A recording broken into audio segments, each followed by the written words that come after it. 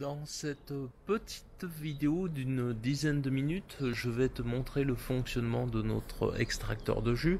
Alors, je ne suis pas un spécialiste, hein. D'ailleurs, tu trouveras sans doute sur internet des vidéos beaucoup plus pertinentes, mais je vais te montrer le fonctionnement de A à Z de notre extracteur de jus, c'est-à-dire de la préparation des fruits au lavage de l'appareil en passant justement par l'extraction du jus.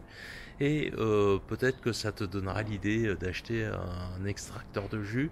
Nous, on l'a acheté en promotion sur Amazon, mais peut-être que tu voudras l'acheter ailleurs. Je te mettrai de toute façon les liens dans la description de cette vidéo, sachant que cette vidéo n'est pas sponsorisée, donc tu fais bien comme tu veux.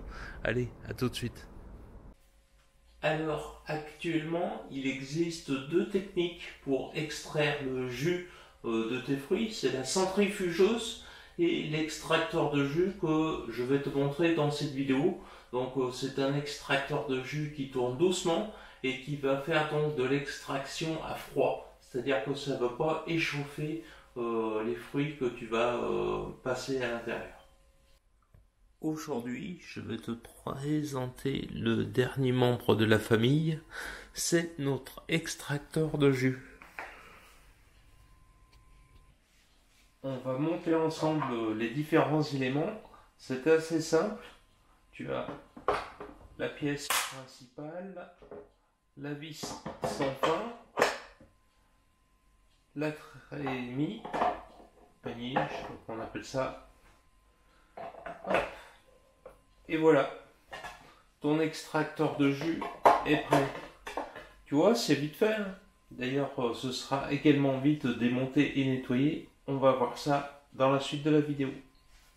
Alors, pour commencer, on va aller dans le réfrigérateur, prendre tous les fruits qu'on n'a pas envie de consommer nature. Tu sais, il y a des fois des fruits qu'on n'aime pas consommer tels quels parce que soit c'est difficile à éplucher, soit on n'a pas très envie de les manger tels quels. Et bien là, tu vois, ça va être l'occasion de les passer à l'extracteur de jus. Dans les fruits que l'on va utiliser aujourd'hui pour faire du jus de fruits, je pourrais rajouter, tu vois, du lait ou du lait d'amande, comme ici.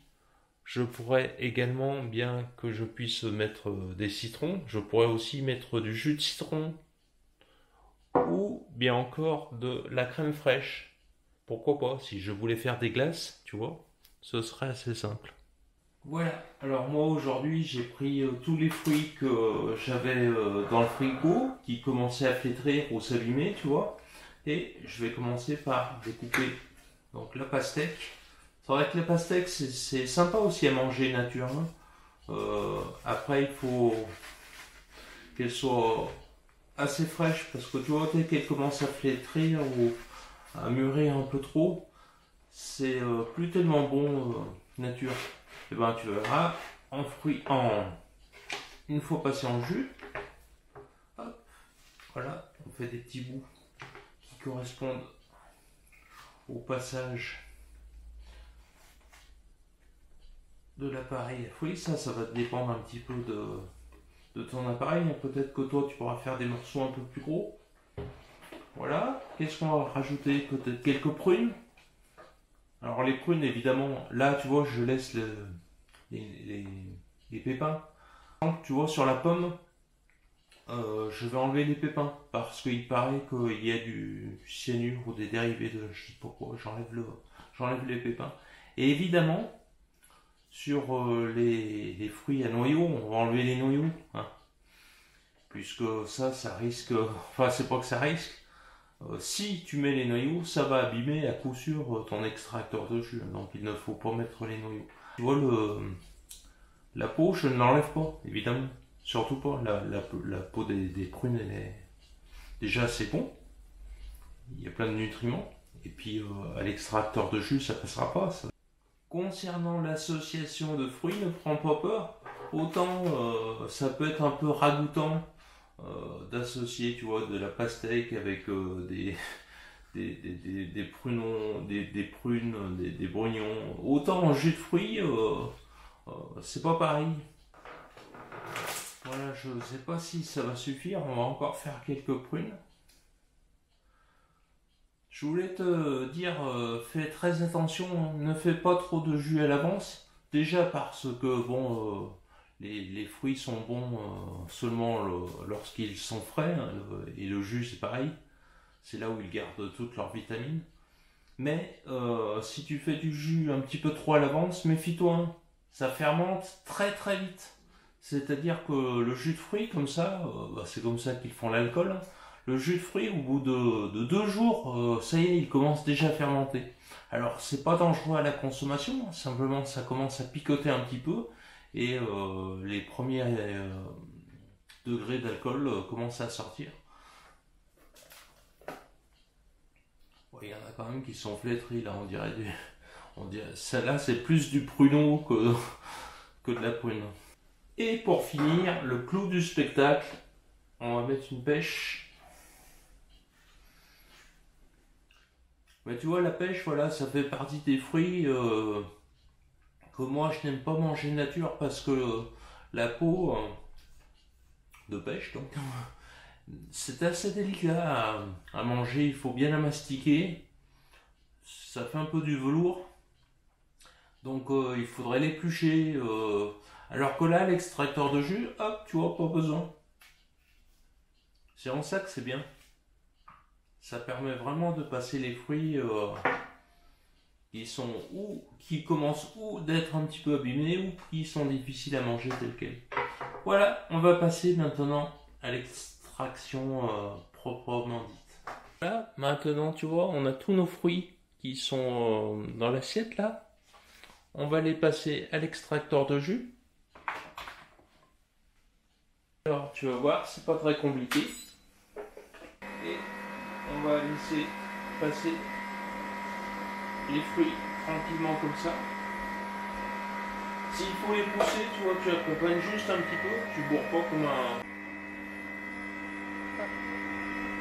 Voilà.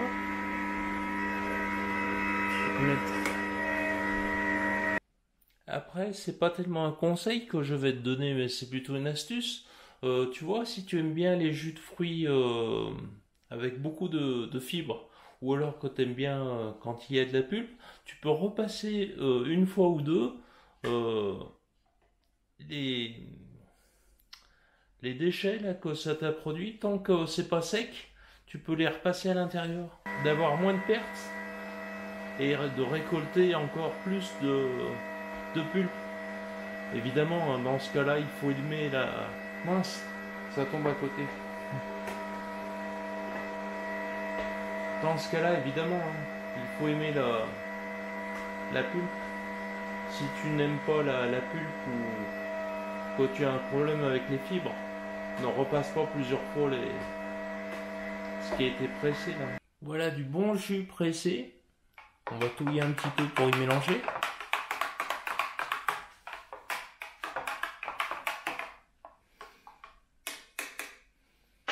Alors c'est maintenant, tu vois, que tu pourrais rajouter de la crème ou autre chose. Moi, tu vois, je mets un petit peu de citron bio que j'avais déjà en flacon. Mais si tu as des fruits, c'est encore mieux, hein. Voilà. Et ça fait vraiment deux bons jus frais.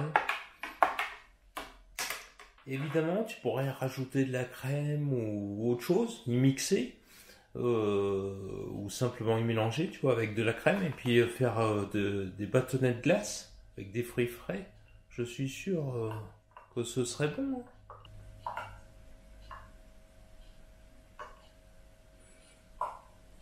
Tu pourrais aussi diluer, tu vois, avec de l'eau. Moi, je fais toujours ça, je rince un petit peu.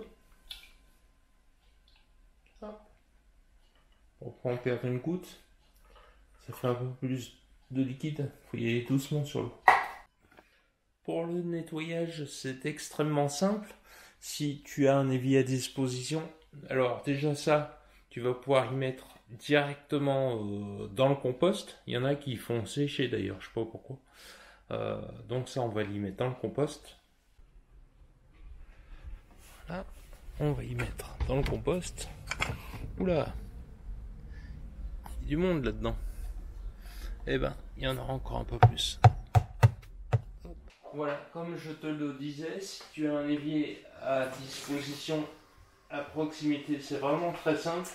Tu passes tous tes éléments à l'eau claire. T'attends pas que ça sèche, hein, sinon après c'est vraiment très très compliqué. Je te parle par expérience. La partie fixe, le tamis. Oula, oui, encore pas mal de trucs. On aurait pu la récupérer. Moi j'aime bien la pluie, et il y a des limites là quand même.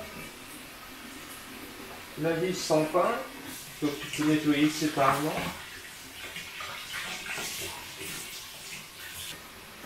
Et la pièce maîtresse. Voilà, tu vois, ça commence à sécher. C'était temps de nettoyer. Parce qu'après, ça devient vraiment compliqué.